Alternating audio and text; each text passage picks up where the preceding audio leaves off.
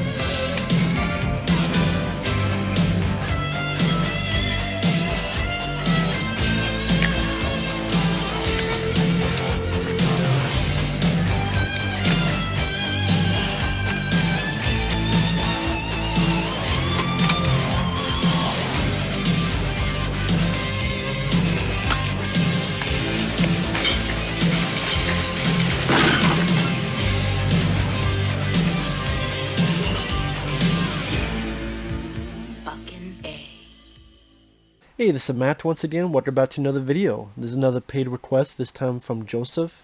If anyone wants to send in any paid requests for pretty much any type of video, you just send them either directly to my PayPal or join my Patreon. Both links are down below in the info box. Now this is for Crouching Tiger, Hidden Dragon 2, which I didn't even know there was a sequel. Apparently it came out in 2016 to Netflix. Apparently if a lot of people who liked the first one thought this film sucked. It's called The Sword of Destiny, so it sounds like a video game. It's directed by Yuen Woo-ping. This is a guy who's, directed some martial arts. He's known more for his choreography. Worked with people like Jet Li, among others. And this is a movie that's definitely a bit more about the fighting compared to the first film. The first film was definitely more artsy-fartsy, trying to be whimsical under Ang Lee's direction. This one, it seems like Yuen Woo-ping still keeping that, still keeping the wire work, but a little bit more of a, I don't know if I want to say a straightforward story. I mean, I wasn't a fan of the first one. I know I'm alone in that, so that's why I'm like, oh my god, they did a sequel. Oh my god.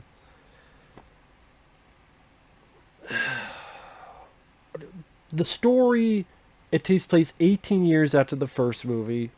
Michelle Yeoh, who the guy she loved, Chow Yun-fat, died in the first movie. She has this sword, Green Destiny, taking it to where it needs to go, is under threat.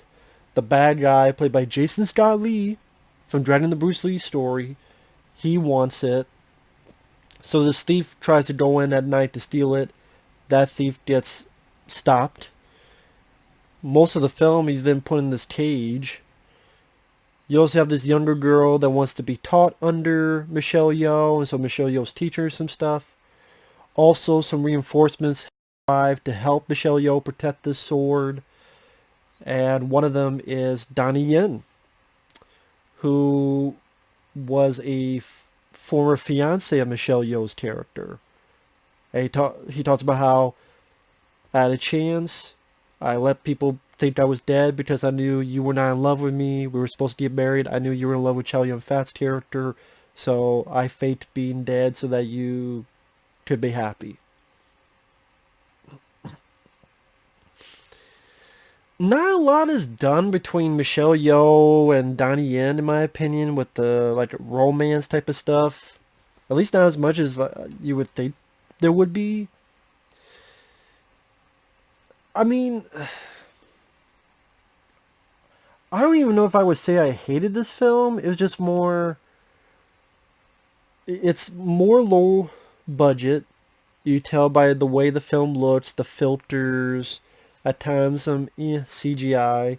This is not my kind of martial arts. The kind of martial arts I enjoy is either Bruce Lee, Kung Fu flicks, or Jean-Claude Van Damme, Bloodsport, Cyborg, even that. Or Drive with Mark Dacascos, or Jackie Chan, or Gary Daniels, Jeff Wincott, Last Man Standing, Jeff Speedman, The Perfect Weapon, early Steven Seagal. Like, those are the kind of martial arts I'm into. Not so much of the wire fu. Are there exceptions? Yeah, there's always exceptions to almost anything, but that's not usually my cup of tea. It was interesting to see Jason Scott Lee and Donnie Yen. And there's a point where they fight each other, granted with a lot of wire fu. I would say the movie didn't seem as boring to me as the first one, although the filter, the CG landscapes do make it look cheaper than the first one. When I say the filters, like the look of the film. I find it funny when they try to do flashbacks that's supposed to be Chow Yun-fat's character. When Michelle Yeoh, someone's talking about him, they find a way to hide his face. That made me fun. That made me laugh. Donnie Yen has these other guys like Flying Blade and Thunder Fist. Thunder what? Thunder Fist fuck? I mean, is lightning somewhere? Kill him for me. Low Pan gonna come out somewhere. Just call me Job Burn from the Pork Chop Express. Let's do all. Talk to whoever's listening out there. We're gonna shake the pillars of heaven, Donnie Yen. Give me your best shot, yo. I can take it. I said I could take your best shot, pal. I don't know where I'm going with it. If someone broke out and out of the blue was Big Trouble in Little China 2, that would be more my kind of movie. But I can't even say if you like these kind of films, because a lot of people don't. If you never knew there was a sequel to Crouching Tiger, Hidden Dragon, and you want to see it, go ahead. I'm not going to say you don't like it, because a lot of people didn't like the first. Maybe because I didn't like the first one, so this one just may be less bad, because it didn't feel as pretentious as the first one.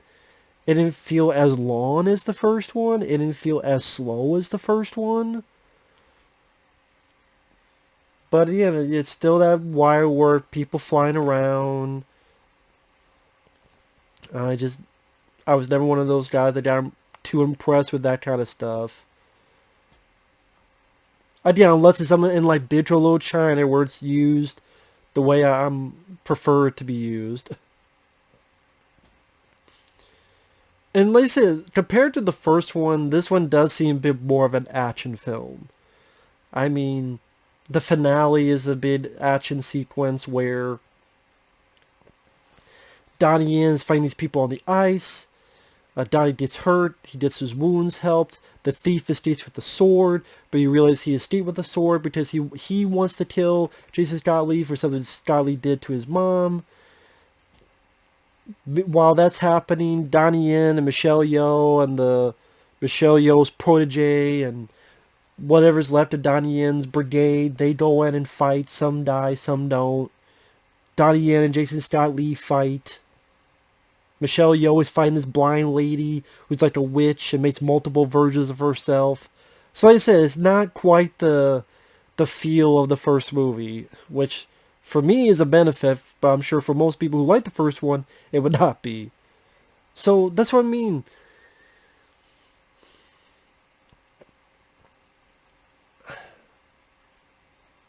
Part of me wondered why they even did a sequel. And yeah, the first film that made that much of a hit, box office wise and critical wise, the fact that, you know, a sequel took this long and it went straight to Netflix kind of tells you something. Especially that many years later.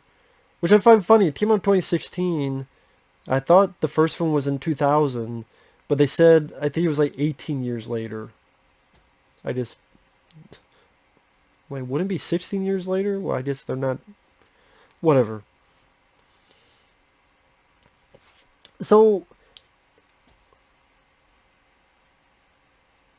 how much do you love wushu type of martial arts movies? That's probably one question to ask. And maybe I'm not the right guy to review this kind of stuff because, I mean, Yuen Woo-ping is an accomplished choreographer. He's done stuff like this before. And, I mean, this is not like one of the worst films I've seen where I like Michelle Yeoh, I like Jason Scott Lee, I like Donnie Yen. It's nice to see him in it. I prefer this than what the fuck was that Donnie Yen? Iceman or something? Which I thought was way worse than this. Way more embarrassing for Donnie Yen.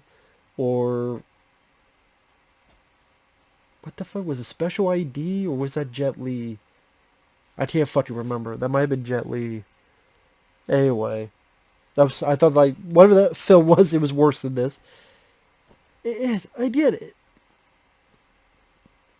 I don't care about the love story between the girl and the thief, and the cobbler and the wobbler, and the butcher and the butcher, the maker, the candlestick faker. I mean, whatever. I didn't give a shit about their love story.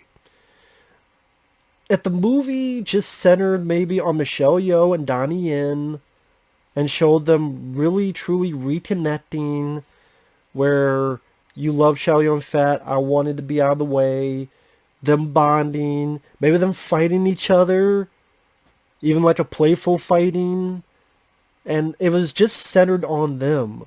Just those two, and Jason Scott Lee is the villain. Not Donnie Yen's fucking... his brigade that barely get any type of character build up at all. You don't know much shit about him. Not the girl and the fucking thief. I didn't give a shit either about them.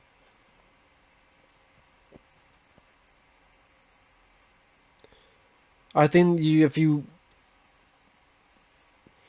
You can have some characters, have them be filler, sure, some expendable assets, so to speak.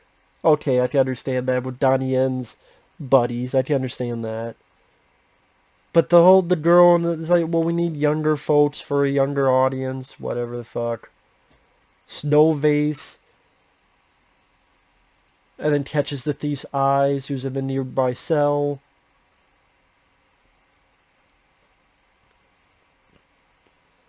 You know, about a magic sword, pulling fucking Link from the past to get the magic sword. I don't know.